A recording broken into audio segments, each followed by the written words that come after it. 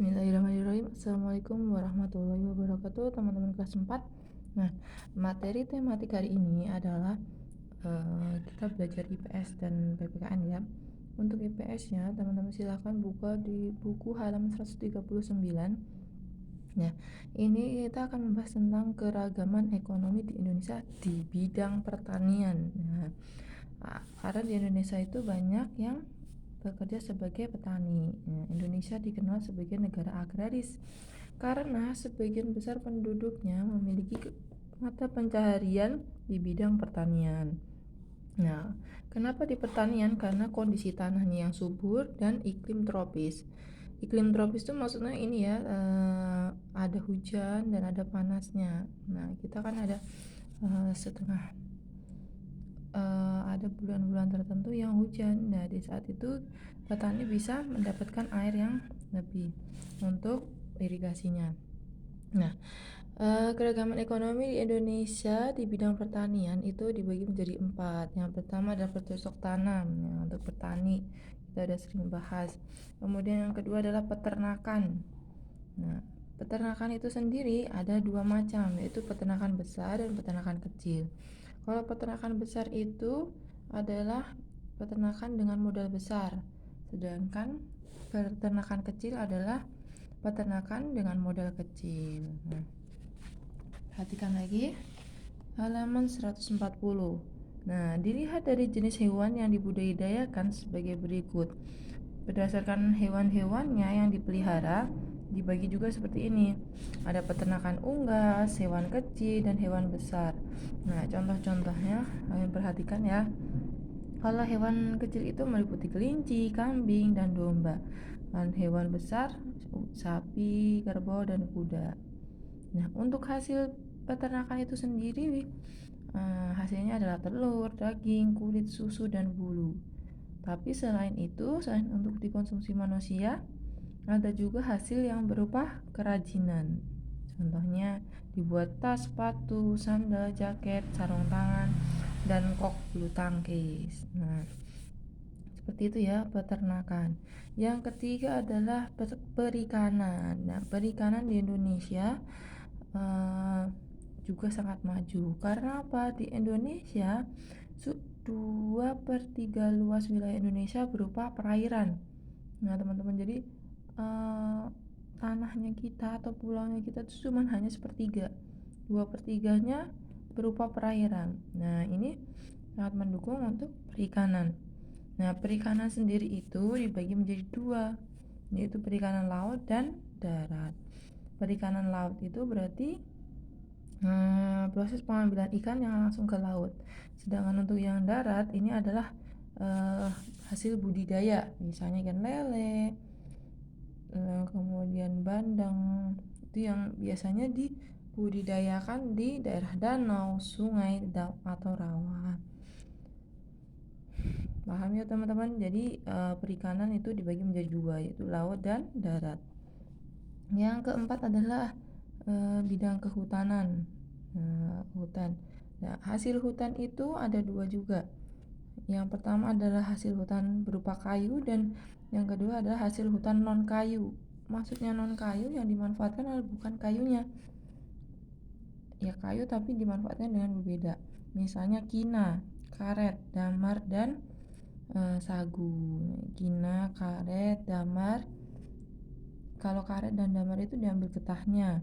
Kemudian kalau sagu itu diambil tepungnya yang dari batangnya itu ya. Batangnya itu bisa ditumbuk kemudian diambil tepungnya menjadi tepung sagu. Nah, kehutanan teman-teman. Kehutanan, sebenarnya hutan itu adalah penolong kita karena dia akan melindungi kita dari kerusakan banjir dan erosi. Karena apa? Karena di hutan itu adalah pohon-pohon yang besar dan akarnya dia akan menyerap air yang banyak. Nah, dengan menyerap air yang banyak itu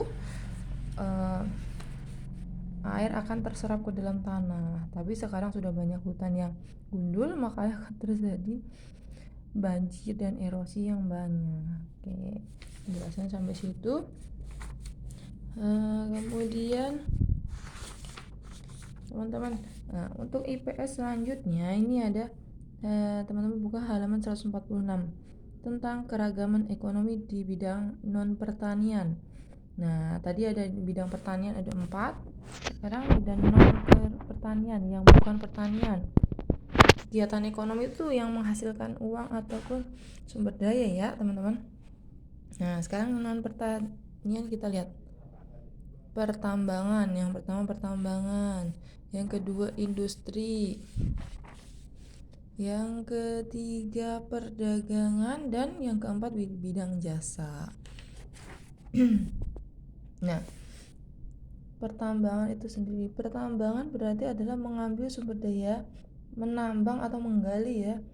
Nah sumber daya alam yang biasa ditambang biasanya nih ini minyak bumi, gas alam, tembaga, timah, emas, perak, pasir, besi, dan batu bara. Ada masih banyak lagi ya, ada intan dan ini banyak.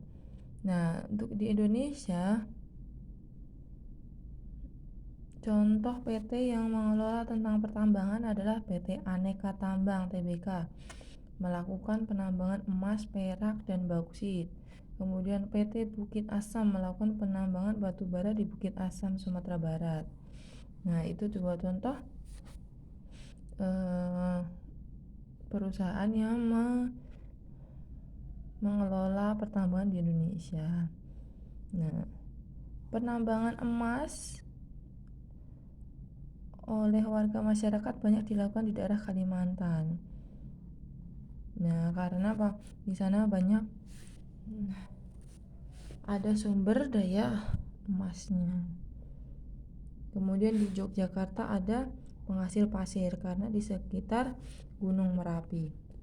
Nah untuk industri ini adalah proses pembuatan barang yang menggunakan mesin ya, bantuan mesin. Misalnya mengubah getah karet menjadi karet, menjadi ban, menjadi sepatu ya. Kemudian ada juga yang diubah menjadi latek. Getah karet diolah menjadi latek, kemudian diolah menjadi ban agar dapat dipakai pada kendaraan. Jadi industri itu adalah menggunakan bantuan mesin untuk menghasilkan kebutuhan manusia.